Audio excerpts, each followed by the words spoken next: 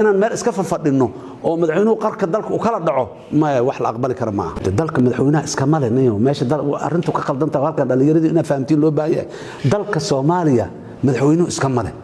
qaanuun iyo nidaam loogu dhiibay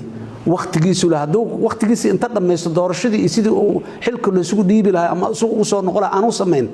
tala marka Soomaaliya u taalo waan waxaan iri khatarteeda leedahay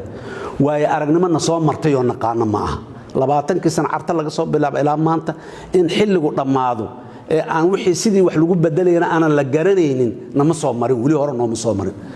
mar walba waxa la garanayay sida wax u dhacayaana la garanayay maanta lama garanayo 3 maalmood aan waqtiga madaxweynaha ka dhiman hadda maanta aan hadlayno marka waxaan la aqoonin sida ay noqon doonaan lama yaqaan laana wax oo xeerka iyo nidaamka iyo heshiiska lagu ilaali karay waxaan waxba lagu ilaaliyo lahayn soo socdo marka khatartan ka digayna waa midaas